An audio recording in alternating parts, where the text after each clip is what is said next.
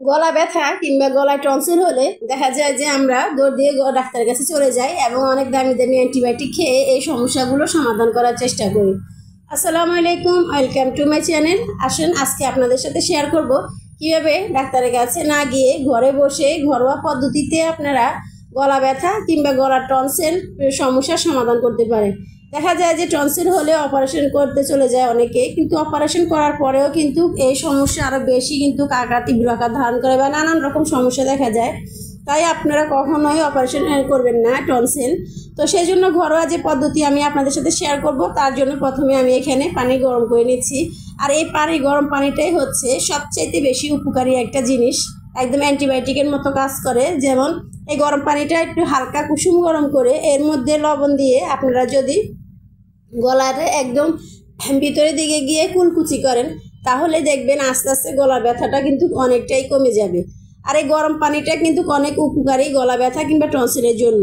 তারপরে লাগবে হলো কাঁচা হলুদ। এটা একদমই প্রাকৃতিক আর খুবই ভালো একটা অ্যান্টিবায়োটিক। এটা কিন্তু আপনার সকল ধরনের সমস্যার সমাধান করতে সাহায্য করে। এটা অ্যান্টিবায়োটিক অ্যান্টিসেপটিক হিসেবেও কিন্তু কাজ করে।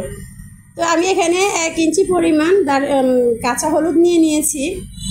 এই হলুদটাকে আমি কিন্তু পরিষ্কার করে নিয়েছি। আর এই হলুদটা এরকম 1 ইঞ্চি পরিমাণ হলুদে কিন্তু আপনাদেরও লাগবে। শুধুমাত্র 1 সপ্তাহ আপনারা যদি এই পদ্ধতিটা অবলম্বন করতে পারেন, তাহলে দেখবেন খুব সহজে কিন্তু গলা ব্যথা বা গলার টনসিলে যে সমস্যা আছে সেটা সমাধান হয়ে যাবে। অপারেশনের কোনো প্রয়োজন পড়বে না। 1 সপ্তাহ যদি নিয়মিত করে এরকম হলুদ থেতো করে পানির মধ্যে জাল দিয়ে ওই গরম পানিটা আপনারা খেতে পারেন।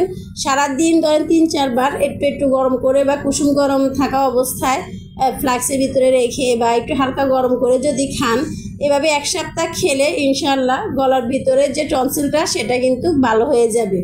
এই পদ্ধতি অবলম্বন করলে আপনাদের কিন্তু টনসিল অপারেশন করতে হবে না। আর টনসিলটা কিন্তু সবার গলায় থাকে, কিন্তু হয়তোবা দেখা যায় যে পার্শ্ব প্রতিক্রিয়া ঠান্ডা বা কোনো সমস্যার কারণে এটা ফুলে যায় বা ব্যথা করে। তো এটা যদি ফেলে দেওয়া হয় তাহলে কিন্তু টনসিলের ভিতরে যে ধুলো ময়লা জমে থাকে বা এগুলো ঢুকে, এগুলো কিন্তু এই টনসিলই বাধা সৃষ্টি করে। কিন্তু টনসিলটা যদি না থাকে তাহলে দেখা যায় যে আপনার অন্ত্রের ভিতরে আরও বেশি ধুলোবালু প্রবেশ করবে এবং আপনার আরও নানান রকম শারীরিক জটিলতা দেখা যাবে।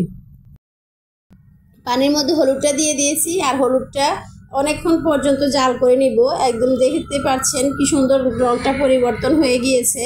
এভাবে জাল দিতে দিতে একটা সময় দেখবেন হলুদের রং পরিবর্তন হয়ে যাবে। আর এই হলুদ জাল দেওয়া চাটাই আপনারা দিনে 3-4 বার করে গরম গরম খেয়ে নেবেন।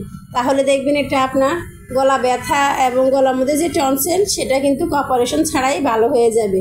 এই হলুদ চাটা কিন্তু খুবই উপকারী, আপনারা কিন্তু ট্রাই করে দেখতে পারেন। 1 সপ্তাহ ব্যবহার করবেন, ইনশাআল্লাহ দেখবেন যে আপনাদের টনসিলের অপারেশনের কোনো প্রয়োজন নেই। ভিডিওটি যদি আপনাদের কাছে উপকারী মনে হয়ে থাকে তাহলে একটা লাইক দিয়ে দিবেন আর চ্যানেলটি সাবস্ক্রাইব করবেন। আরও এরকম অনেক গাছান্ত ওষুধ নিয়ে আমি আপনাদের সামনে হাজির হয়ে যাব ইনশাআল্লাহ। সবাই ভালো থাকবেন, সুস্থ থাকবেন। আল্লাহ হাফেজ। আসসালামু আলাইকুম।